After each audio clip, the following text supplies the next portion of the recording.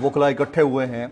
एतजाज अहसन साहब जो है ना, उन्होंने कहा कि चीफ जस्टिस नजरिया ज़रूरत के खिलाफ डट कर खड़े हुए हैं। हम 90 दिन में इंतखाबात का जो आईनी तकाजा है उसको पूरा करने के लिए चीफ जस्टिस ऑफ पाकिस्तान के फैसले को अपनी रेड लाइन समझते हैं। एतजाज अहसन का किरदार जो है ना, और कोसा साहब जो है, लतीफ़ कोसा साहब, सरदार लतीफ़ कोसा, मैं इसको अप्रिशिएट करता हूँ, खैर तहसीन पेश करता हूँ।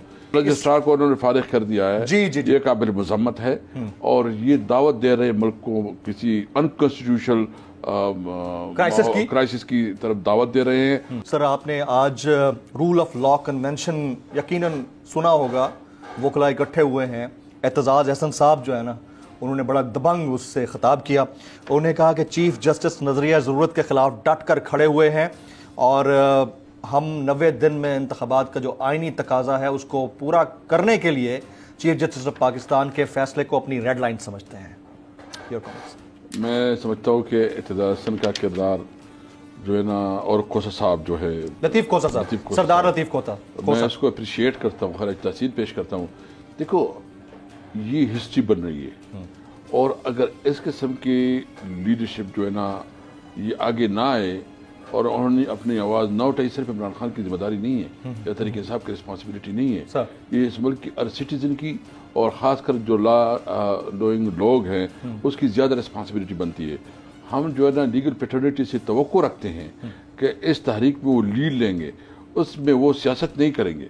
देखो, ये जो इन्होंने गैरत तंकी और चीफ जस्टिस के खिलाफ और उनके खिलाफ जो है ना अदालत के अंदर कोई बगावत पैदा कर रही है, कोई सिचुएशन पैदा कर रहे हैं, इसका मकसद सिर्फ और सिर्फ ये है कि ये चाहते हैं कि अभी भी आपको ये शायबा लग रहा है कि कर रहे हैं जो हालात डेवलप हुए हैं पिछले 3 दिन में, अभी जो रजिस्ट्रार जो ट्वीट्स कर रहे हैं, रजिस्ट्रार को उन्होंने फारिग कर दिया है, जी जी, ये काबिल मजम्मत है।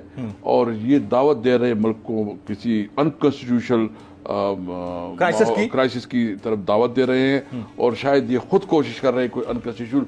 अगर कोई इस तरह आती है तो ये पीडीएम इसकी जिम्मेदार होगी, ये अनकॉन्स्टिट्यूशनल। लेकिन मैं एक बात बताना चाहता हूँ कि मैं कौम को यकीन दहानी करना चाहता हूँ कि हम खड़े होंगे इंशाअल्लाह ताला।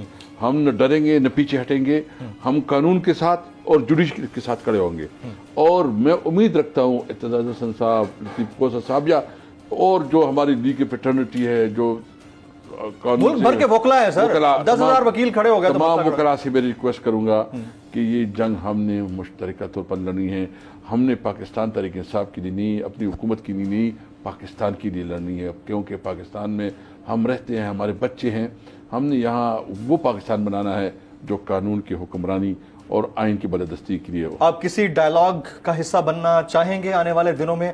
इन केस गवर्नमेंट दिखाती इधर की है, मारती उधर की है और फिर भी कहती है कि डायलॉग करें, आप लोग हिस्सा बनेंगे उसका? देखिए, अगर देखो एक्शन अहम होते हैं ना, पहले तो अब देखेंगे कि उसके एक्शंस क्या है। अगर एक्शन और उसके उसमें तजादात हो तो फिर तो कोई जरूरत नहीं है डायलॉग। कल खान साहब ने तो मना कर दिया, कहते किस तरह का डायलॉग, मैं तो नहीं बैठूंगा। उन्होंने एक इंटरव्यू दिया एक डिजिटल साइट को, लेकिन अगर मीनिंगफुल हो और हुकूमत संजीदा हो और एजेंडे पे हो तो हम बात करते हैं। लेकिन अभी जो इस तरह ये हरकतें कर रहे हैं तो इसका मतलब है कि वो डायलॉग वालॉग नहीं चाहते, वो हर सूरत में हुकूमत से चिमना चाहते हैं।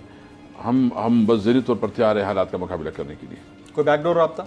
कोई नहीं, गवर्नमेंट से भी नहीं, मुक्तदरिया से, एस्टैब्लिशमेंट से कोई राब्ता नहीं? कोई नहीं।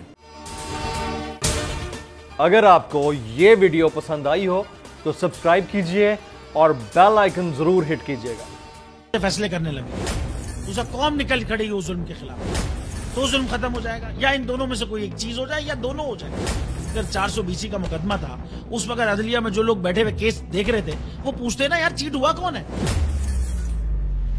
जब उनको दिखता कोई चीट नहीं हुआ, केस खत्म कर देते। तो जालिम जुल्म कर ही नहीं पाता। 9 जजेस ने नोट बिफोर किया मेरे केस को, यार 1.5 साल चला। शख्सी जमानत का केस, सेम केस इस्लामाबाद में कर दिया। एक ही इल्जाम पे 2 केस हो नहीं सकते भाई। मतलब 60 दिन का वक्त होता है, 102 दिन के बाद मैं जीत गया, केस बरी हो गया, 102 दिन के बाद अपील फाइल की, एक्सेप्ट कर ली। नहीं करते ना एक्सेप्ट, खत्म हो जाता ना जुल्म यार। भरी अदालत में मुझे बरी कर दिया, फिर पता नहीं क्या हुआ, 2.5 घंटे बाद का नोट बिफोर, मैं नहीं सुनता ये केस। खड़े रहते अपने फैसले पे, मिट जाता जुल्म। अल्लाह ताला ने बिठाया इन कुर्सियों पे इनको यार, ये अल्लाह ताला की तरफ से फैसले करते हैं।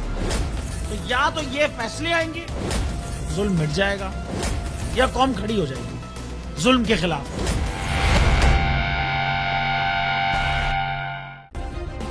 सब्सक्राइब करें और बेल दबाएं ताकि कोई खबर रह न जाए।